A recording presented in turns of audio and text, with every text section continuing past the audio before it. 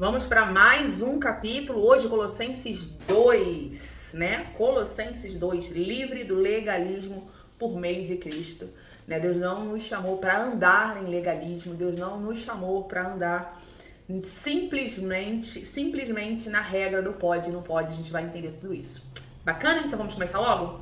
Vamos começar com uma introdução? Colossenses 2 é um capítulo crucial na Epístola de Paulo, onde o apóstolo Paulo, ele se aprofunda na defesa da supremacia e suficiência de Jesus Cristo. A gente viu isso no capítulo 1.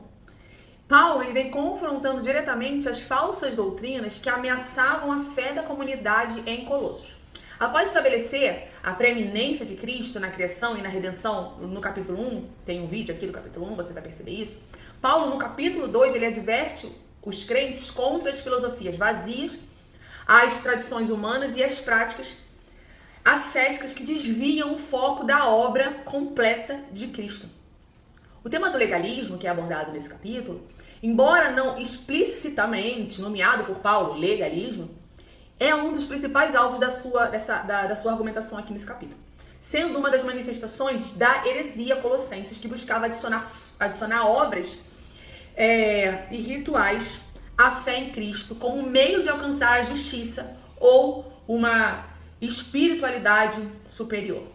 Então, esse resumo teológico, ele vai explorar as advertências de Paulo em Colossenses 2, analisando o contexto da heresia, a exaltação da plenitude em Cristo e, em particular, a explicação e refutação do legalismo, suas manifestações e também os seus perigos para a nossa vida, né? Para a vida cristã desse povo e também para a nossa vida hoje, né? Na contemporaneidade. Então, o contexto da heresia colossenses, a gente vai achar como a igreja em Colossos, ela estava sob uma influência de uma complexa heresia que combinava elementos do gnosticismo, do misticismo judaico e do legalismo. Essas misturas, esse sincretismo, ele resultava em um sistema de crenças que diminuía a pessoa de Cristo e exaltava seres angelicais, promovia ascetismo e o legalismo e baseava-se em filosofias e tradições humanas. O que Paulo faz? Então, Paulo, com sua profunda compreensão da verdade do Evangelho, percebe que essas doutrinas, embora pudessem ter uma aparência de sabedoria, como a gente acha em Colossenses 2, no versículo 23, você vai ler isso, era, na verdade, uma ameaça direta à liberdade e à plenitude que os crentes encontram em Cristo, tanto na igreja primitiva quanto a gente encontra isso hoje. Então, antes de confrontar diretamente as manifestações da heresia, Paulo, ele vai reafirmando a centralidade e a suficiência de Cristo, que servem como o antídoto divino contra qualquer falsa doutrina. Então, qual é o antídoto para qualquer falsa doutrina? Qual é a régua que você vai medir para saber se é falsa doutrina ou não? Centralidade e suficiência de Cristo. Se qualquer placa de igreja debaixo desse céu, sobre essa terra, no mundo, não tem Cristo como centro, como suficiente, é uma heresia. Ok? Então, essa régua, ela serve como um antídoto divino contra qualquer falsa doutrina. Você já sabe que se não coloca Cristo como suficiente, se não coloca Cristo como centro, não coloca Ele como primeiro, é heresia. Ele expressa sua intensa luta e preocupação pelos colossenses, né, nessa carta, desejando que eles sejam consolados, unidos em amor e cheios da plena certeza da inteligência para conhecimento do mistério de Deus e Pai e de Cristo. Paulo, ele enfatiza o quê? Ele enfatiza que em Cristo estão escondidos todos os tesouros da sabedoria e do conhecimento. Essa é a base para sua advertência contra o engano. Ele sempre alerta o quê? Que ninguém os faça presa de filosofias vãs e sutilezas, segundo a tradição dos homens, segundo os rudimentos do mundo, e não o segundo Cristo. Ok? Então, Paulo, vou falar novamente, Paulo, ele adverte contra o engano, contra o engano de tradições humanas, princípios do mundo, filosofias e vãs, enganosas no lugar de Cristo. Compreendeu? Então, o critério final para Paulo é se esses ensinamentos estão ou não em conformidade com a pessoa e a obra de Cristo. Qualquer coisa que desvie o foco de Cristo é falso. Qualquer coisa que desvie o foco de Cristo é falso. Ok? Você não pode esquecer isso. Qualquer coisa que desvie o foco de Cristo é falso. Paulo contrasta a influência das filosofias e tradições humanas com a plenitude e suficiência de Cristo. Ele reafirma o quê? Ele reafirma a plena divindade de Cristo, declarando que nele habita corporalmente toda a plenitude da divindade. Consequentemente, os crentes sendo nele, os crentes estando nele, estão perfeitos ou completos, não lhes faltando nada para a salvação ou para a sua vida espiritual. Cristo é suficiente, Cristo é superior, Cristo é maior, está acima de todos. Cristo é superior a todos os poderes espirituais, o que anula a necessidade de cultuar anjos e buscar favores de outras entidades, por exemplo. Sacrifícios, ok? Cristo é suficiente. O que Paulo faz? Paulo explica como essa plenitude em Cristo se manifesta na experiência do crente, e especialmente através da obra da cruz. A verdadeira circuncisão não é rito físico, mas obra espiritual realizada por Cristo. Foi a obra espiritual realizada por Cristo, é a cruz, a verdadeira circuncisão, e não o rito físico, não a circuncisão no corpo, né? Mas no coração, porque a obra da cruz nos marca no coração, que é o despojar do corpo dos pecados da carne. Bacana? Então, o batismo é um sinal visível dessa união com Cristo em sua morte e ressurreição, onde o crente é vivificado com ele. Deus nos vivificou juntamente com Cristo, perdoando todas as nossas ofensas. A cédula que era contra nós, nas suas ordenanças, foi riscada. Quer dizer, a carta de dívida, a célula de dívida foi rasgada, riscada e cravada na cruz, significando o quê? Que a dívida do pecado foi completamente paga e a condenação da lei foi removida. Além disso, Cristo na cruz despojou os principados e potestades, os expôs publicamente e deles triunfou em si mesmo, libertando os crentes da escravidão do pecado, da lei e das forças espirituais malignas, e ponto final. Você precisa estar em Cristo para que tudo isso seja uma verdade na sua vida. Você precisa estar enraizado e edificado em Cristo para que isso seja uma verdade na sua vida. Bacana? Então, em Colossenses 2, aqui do versículo 16 ao 23, com a base da suficiência de Cristo firmemente estabelecida aqui nesses versículos, Paulo passa a aplicar essas verdades confrontando as manifestações específicas da heresia colossenses, que são exemplos claros de legalismo. E o que é legalismo? Você sabe o que é legalismo?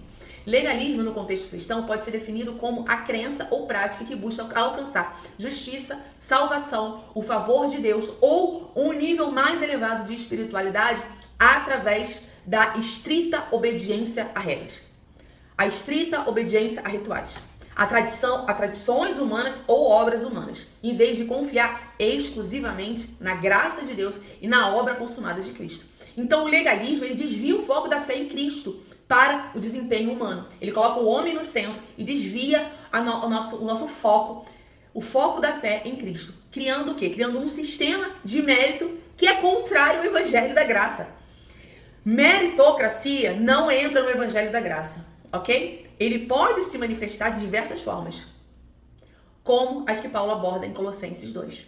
Então a gente vai ver algumas manifestações desse legalismo aqui nessa epístola, nessa carta. Bacana? Então Paulo ele adverte contra a imposição de regras dietéticas e a observância de dias especiais, como as festas judaicas, luas novas, os sábados, né? O que isso significa? Ele adverte sobre a separação dessas festas e adverte sobre, né, por exemplo, a retirada do sábado, como critérios para a espiritualidade. Você pode, bacana, mas isso não é um critério para o desenvolvimento espiritual, amadurecimento espiritual, para que você consiga a sua salvação. Bacana? Não é isso que Paulo ensina aqui. Ele não fala que isso, você festejar as festas judaicas, as luas novas, ou você separar o sábado é critério para um crescimento espiritual, tá? Ou para julgar a fé de alguém.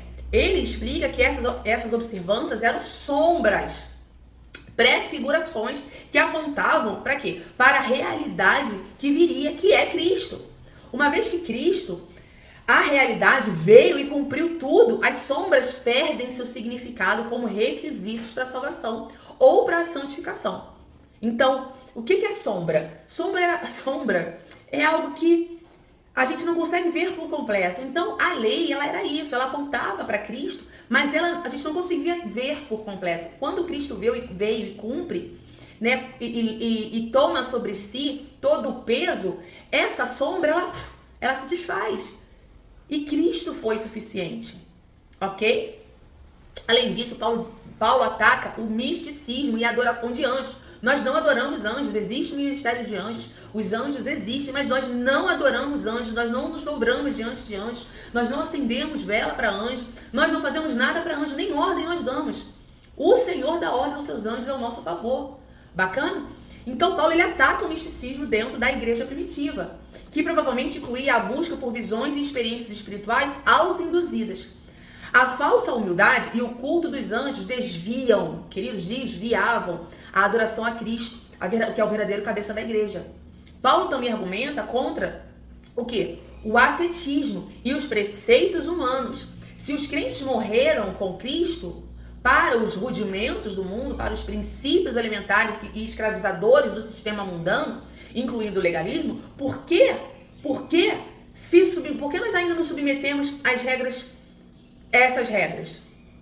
Como não toque, não prove, não manuseie, no básico, sobre o pode e não pode. Essas proibições, embora pareçam piedosas, são baseadas em preceitos e doutrinas dos homens e são ineficazes para lidar com o quê? Com a verdadeira natureza pecaminosa. Na verdade, elas servem apenas para a satisfação da carne, ou seja, para inflamar o orgulho humano, a autossuficiência, em vez de promover a verdadeira santidade que vem da união com Cristo. Então, o que Paulo bate é, como a gente vê aqui, no 23, essas regras têm de fato a aparência de sabedoria. Que regras são essas? As regras humanas, o pode e não pode, elas têm até uma aparência de sabedoria. Com sua pretensa religiosidade, falsa humildade e severidade com o corpo, mas não tem valor algum para refrear os impulsos da carne. Então a regra, a lei por si só, não serve, não presta para nos levar a uma verdadeira santidade. Não presta para refrear os impulsos da nossa carne. O que vai nos levar a uma santidade verdadeira e a refrear os impulsos da carne não é o legalismo de obediência a uma lei, ok? Não é a meritocracia por obedecer regras, mas é o relacionamento e a centralidade de Cristo na nossa vida. É isso que Paulo fala em Colossenses 12. Bacana? E qual é o perigo do legalismo? Diminuir a suficiência de Cristo, promover o orgulho e a justiça própria, e escraviza ao invés de libertar. Desvia o foco da verdadeira espiritualidade, que é qual? Relacionamento com Deus. Cria divisões no corpo de Cristo. Você sabia disso? Então, qual é a conclusão que a gente tira de Colossenses 2? Colossenses 2 é um poderoso lembrete da liberdade, da plenitude que os crentes têm em Jesus Cristo. Paulo demonstra que em Cristo estamos completos e não precisamos de nada mais para sermos justos e santos. A obra da cruz anulou a dívida do pecado e triunfou sobre todos os poderes espirituais. Portanto, submeter-se a essas regras, rituais e tradições humanas como meio de alcançar a justiça ou a espiritualidade é retroceder para a escravidão e negar a suficiência de Cristo. A verdadeira vida cristã é vivida em união com Ele. A verdadeira vida cristã é relacionamento com Cristo, com o Espírito Santo, leitura da palavra, devocional, jejum, oração, entrega, ser separado. A verdadeira vida cristã é vivida em união com Ele, enraizada e edificada nele e não em conformidade com os princípios do mundo ou as doutrinas de homens, doutrinas que homens colocam na igreja, na placa da igreja, nas suas denominações. A mensagem de Colossenses 2 é um chamado atemporal, quer dizer, para qualquer momento, até para nós, a igreja contemporânea. Então, Colossenses 2 é um chamado atemporal para que a igreja permaneça firme na verdade do evangelho, rejeitando o legalismo que é usando a lei, cumprimento de regra, como meio de alcançar a salvação ou amadurecimento espiritual. E ele nos chama para abraçar a liberdade e a plenitude, que é o preenchimento total, completo em todas as áreas da nossa vida, que nós vivemos através do relacionamento com Deus e também com a nossa fé na cruz. Então ele nos chama para a liberdade e a plenitude, que só podem ser encontrados em Jesus Cristo, o Senhor de tudo. Então Colossenses é uma epístola incrível, poderosa, que traz a centralidade de Cristo, arrancando o homem do centro, arrancando a meritocracia do meio da igreja primitiva. E essa mensagem de Colossenses é atemporal, que significa também para os nossos dias. E eu ouso dizer que é necessária para os nossos dias, porque a mistura de doutrinas, as filosofias vãs e o acrescentar de coisas dentro do evangelho verdadeiro tem acontecido nos dias de hoje. Espero que você tenha sido edificado com esse estudo aqui de Colossenses 2 e amanhã a gente tem Colossenses 3. Combinado? Até a próxima. Deus abençoe.